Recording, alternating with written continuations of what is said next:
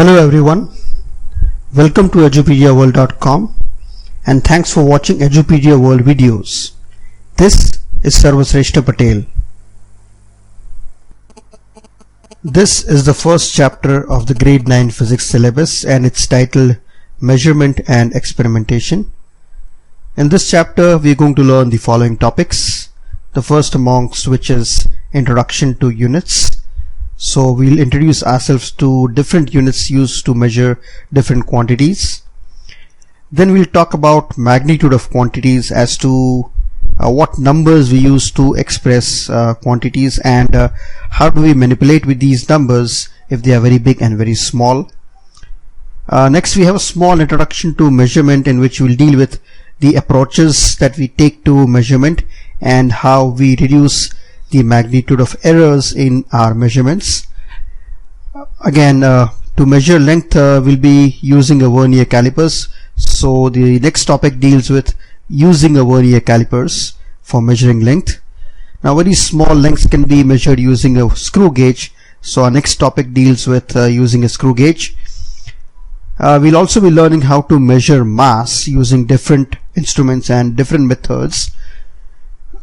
There's an introduction of the simple pendulum in which we'll be learning concepts about the simple pendulum and certain other concepts of time and measuring time.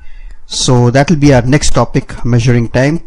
Finally, we'll learn how to use all our readings and all our discoveries, all our measurements, and make certain intelligent conclusions using graphs. So we'll be learning how to plot our readings on the graphs and make conclusions.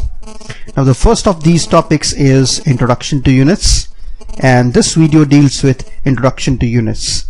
So in this video we're going to learn first the meaning and expression of measurement. Then we'll learn the meaning of physical quantity, what exactly we mean by a physical quantity, and we'll also deal with types of physical quantities. And we'll also learn, basically this video is about units, so we'll be learning the meaning of a unit, and we'll be looking at certain common systems of units that we use in our measurement. Finally, we'll be learning certain rules for writing unit names and unit symbols so that we don't make errors while writing these unit names and unit symbols. So we first try and attempt to measure the height of this man. We'll be doing that using a foot rule. So we take a foot rule. Now the length of the foot rule is very small compared to the man's height. So we take another and then another and then another and then another and one more. So we find that the height of this man is equal to the length of 6 foot rules. So hence we can say that the man's height is 6 feet. So using this example we can understand what measurement is. Measurement is a comparison of physical quantities.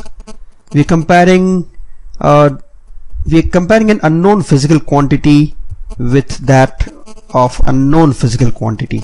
Now if this actually sounds intimidating, you can use certain examples to learn this. We'll take the example of this man, and in this example the man's height, now this is the unknown part. We're comparing this man's height, that is 6 times, and we're comparing that with the length of the foot rule. Now the length of the foot rule is what is known to us, so the man's height is 6 times the length of the foot rule. But that's not exactly how we express our measurement. Our expression of measurement would be in this format. The amount of physical quantity would be equal to the magnitude of the physical quantity into the unit. So for example, the man's height is 6 feet, or the mass of the apple is 400 grams, and the pendulum time period is 2 seconds. So here whatever is stated in blue, the man's height, the mass of the apple, the pendulum time period, all those are the amount of physical quantity, and whatever is stated in red, the 6, 400 and 2, So these are the magnitude, and whatever has been stated in green, feet, grams and seconds, these are the units. So man's height is 6 feet. So man's height, the amount of physical quantity, equals 6 magnitude and feet units.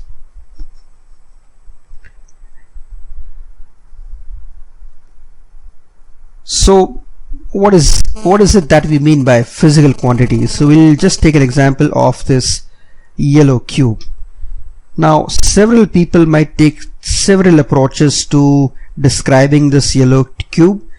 One of us might say that the length of the side of this cube is this much. Someone might actually describe it in terms of its volume. A few people might actually find its mass and say that the mass of the cube is this much. Somebody might even measure its density and tell us that the density of the yellow cube is this much. Or somebody might even say that the weight of the yellow cube is this much.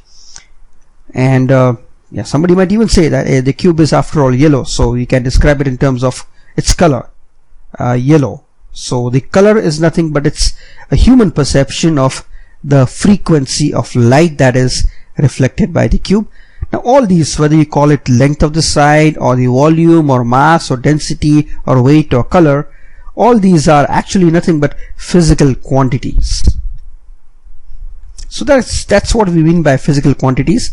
Now if we look around us, we will find that there are in fact quite a number of physical quantities, but we can actually make it very simple by identifying the 7 fundamental physical quantities. Now these 7 fundamental physical quantities are like, if you are listening to music, if you know something about music, then the 7 surs in Hindustani music, sa re ga ma pa da ni. Now these fundamental quantities are analogous to those 7 surs, and just as a rag is made out of these 7 surs, you have the physical quantities, the other quantities, everything else in physics is made out of these fundamental physical quantities. And these fundamental quantities are length. Now length is a general term that we use to measure, like for example, if we talk about distance or displacement or radius or diameter or circumference or thickness or height or breadth. Now all these are nothing but length. So length is a very generic term used for all these quantities. Next is mass. Mass is the amount of matter that is present in a body. Then there's time, temperature, electric current, luminous intensity or the amount of brightness in an object, and finally the amount of matter, more in chemistry than in physics. So these are the 7 fundamental quantities, as I already told you, like the 7 surs, sa re ga ma pa da ni of music. These are the fundamentals of physics.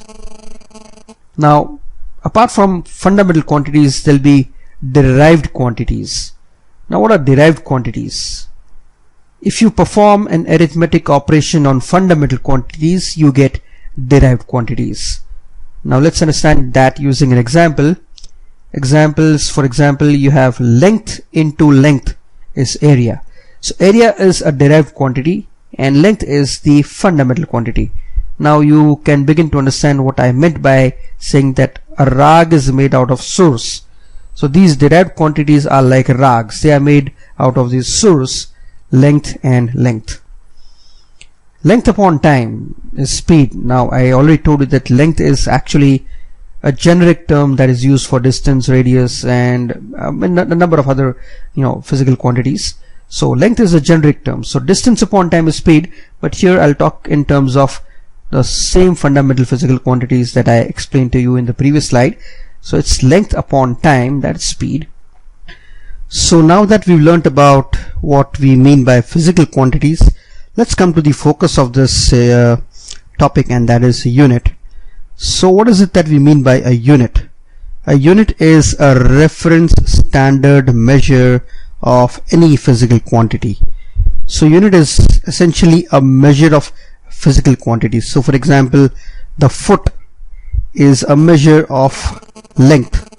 Now it's a standard measure because a foot in India is the same as the foot in UK, and it's the same as the foot in USA, and it's the same as the foot in any other place in the world. I mean, the length of the foot is the same throughout the world. Now we're not talking about, you know, our feet, our legs. We're talking about the measure of length, and that is the foot. Now it's a reference standard measure of any physical quantity. Anybody can measure length using this standard measure. So, and it's used to measure any quantity of a similar kind. So let's say we have to measure length, then we'll use the foot as one of the several available reference standard measures. Now there are certain units, for example, you know, meter is the unit of length. So how much is it that we mean by a meter? I mean, after all, we're going to use the meter as a standard measure of length. So how much is it that we mean by a meter? So let's say if we were to walk right from the pole, right from the North Pole to the equator. Now whatever be the distance between the pole to the equator, whatever be the distance, the straight line distance that we walk from the pole to the equator, if we were to divide this distance into 10 million parts, one of those parts will be a meter. So a meter is essentially 1/10 millionth part of the distance from the pole to the equator. Remember, this is one of the definitions of the meter. Nowadays you got very specific definitions of the meter, and you are very likely to find them in your textbook. How much is a day? Now here I'm talking about a solar day. A solar day is the time taken for the Earth to complete one full rotation. So that is basically the amount of time that spans from what we observe. You know, if you observe the noon today, if you observe the noon position of the sun today, and if you observe the noon position of the sun tomorrow, the time between these two observations is supposed to be a solar day. And the second is 86,400th part of this day. 86,400. How did we come to this 86,400? We multiplied 24 hours into 60 minutes into 60 seconds. That comes to 86,400. So second is nothing but the 86,400th part of a day. So this is how certain units are defined. You will also have definition of how much is a kilogram, how much is, you know, all other physical quantities. But then let's look at you know, the same quantity.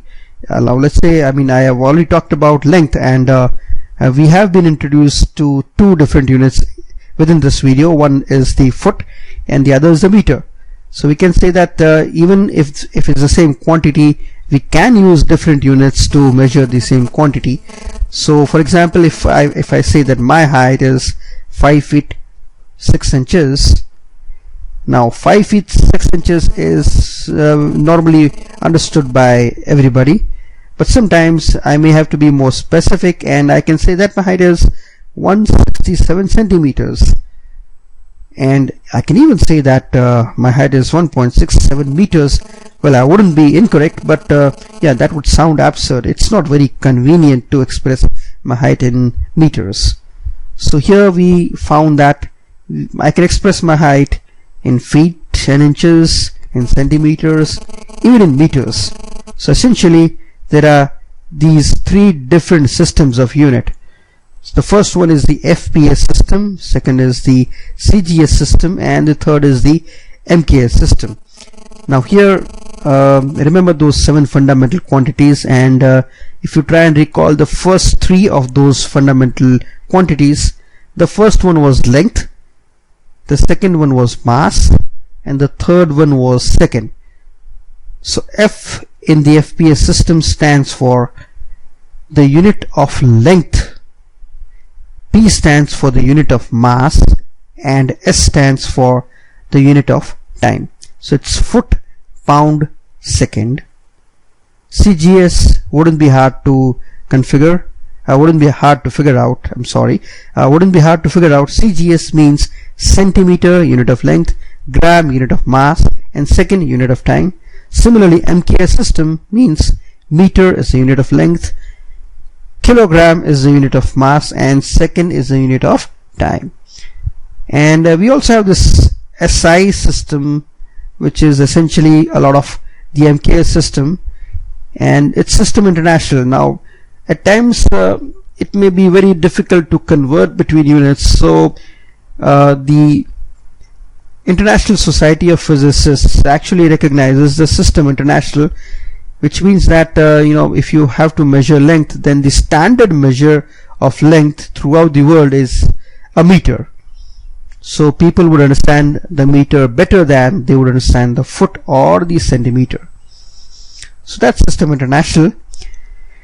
Well, so just a brief introduction about the units of length, mass, and time in these three systems. As already stated, in the SI or MKS system, the unit of length is meter. In the CGS system, it's centimeter, and in the FPS system, it's foot. Yeah, I'm essentially talking about the same thing again, but yeah, this slide makes it very clear. For mass, it's kilogram in the SI, gram in the CGS, and pound in the FPS system. And for time, it's second all the way, second in all the three systems. So that is what these three systems of measurements are all about. Now, one thing that I'd like to state over here is, say for example, if you are measuring mass and length, then it is essential that we either use centimeter and gram, foot and pound, and meter and kilogram. I mean, it is not advisable to use the length of let's say length of a wooden log in feet and then express its mass in kilograms. So that's actually, you're talking about two different systems. So as much as possible, you should stick to one system of units. Now let's look at the units of the fundamental quantities. The fundamental quantities, if you recall, are mass, length, time, temperature, electric current, luminous intensity, and quantity of matter. The unit of mass, and here we're talking about the SI units of these quantities only. The SI unit of mass is kilogram, and the symbol for this is lowercase kg. The SI unit for length is meter, lowercase m. The SI unit of time is second, lowercase s. The SI unit of temperature is Kelvin, that's uppercase K. The SI unit of electric current is ampere, that's uppercase A. Now you might wonder, Kelvin and ampere were scientists, so why haven't we started their names with uppercase K and uppercase A? And I'll be talking about that in a moment from now. But yeah, the unit of luminous intensity is the candela, lowercase c and lowercase t. The unit of quantity of matter is mole, and that is lowercase mol all the way. Now if you do remember, we also talked about some derived quantities earlier in this video. Now just to make matters simple, I have classified them as simple derived quantities and complex derived quantities.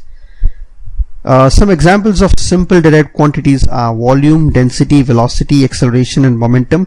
There can be quite a number of other derived quantities as well, but we'll talk about them later, and you can actually come across them in your entire syllabus of learning physics, in your entire course of learning physics. So volume, for example, is cubic meter, that's meter into meter into meter, that's meter cube. Density is kilogram per meter cube, velocity is meter per second, acceleration is meter per second square, and momentum is kilogram meter per second. Now the reason why I call them simple derived quantities is that if you look at the units of all these derived quantities, you'll find that you really find that there have been arithmetic operations on the fundamental units. So that's why I call them simple derived quantities. Now in contrast to these simple derived quantities are the complex derived quantities. Some examples of these complex derived quantities are force, pressure, energy, power, frequency, electric charge, electrical resistance, and electromotive force. Now if you look at those units, Newton, Pascal, Joule, Watt, Hertz, Coulomb, Ohm, Volt, coincidentally I've taken only those quantities whose units are named after scientists. Newton was a scientist, so was Pascal, so was Joule, Watt, Hertz, Coulomb, Ohm, Volt. All of them were physicists, all of them were scientists. And if you look at the units, they are named after these scientists. Now that need not be the case with complex derived quantities. I just happen to take them out of chance.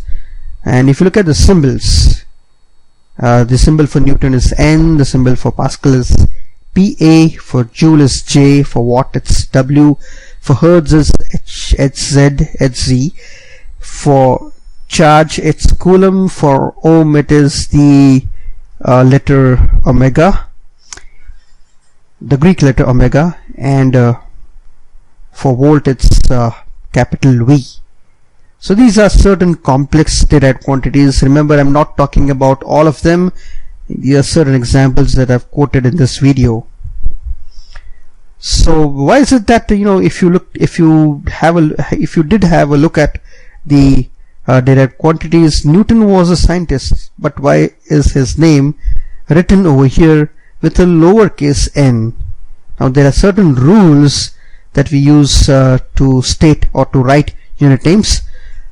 The unit names are always stated in lowercase. So what that means is that I'll talk about that. They are never written in plural. So for example, this is not correct. Now why is it not correct? Because units are always stated in lowercase. Here meter starts with an uppercase M, so that's why this as a unit name is not correct. Meters is not correct because unit names are also not written in plural. But yes, meter is correct because it's stated in lowercase and it's not in plural. So these are rules that we use in order to write unit names. But units can also have symbols. So some rules for writing unit symbols. First, we only use correct symbols. So for example, if you are measuring time, you are not allowed to write SEC. That's not the correct way of writing the unit of time. S is correct. Similarly, you cannot write them in plurals. Kilograms, don't write kgs, it's kg. Even if it's 1 kilogram, it's kg. If it's 1,000 kilogram, it's still kg, not kgs. Units named after scientists are written with an initial capital. Now that was what I was talking about. You cannot write lowercase p and lowercase a for Pascal. It has to be the uppercase A. Now the first letter is a capital, only the first letter. So if it's only one letter, it's got to be that one letter which is capital. So for example, the unit of force is Newton and it is uppercase N. If you have to multiply units or if you have to divide units, then multiplication is expressed with a dot, not a cross, and division is expressed as negative powers. Now what does that mean? So for example, it's not correct to write meter per second like this. You cannot write meter oblique second for meter per second, which could be the unit of speed or velocity. You have to write meter m dot s raised to -1. So that is what we mean by negative powers. So anything in the denominator is expressed as negative powers. So that's about it for this topic in this video. In our next video, we're going to look at scientific notation, prefixes to units, and conversion of units, all that we talk about in the magnitude of quantities. So thanks for watching this video. Thank you.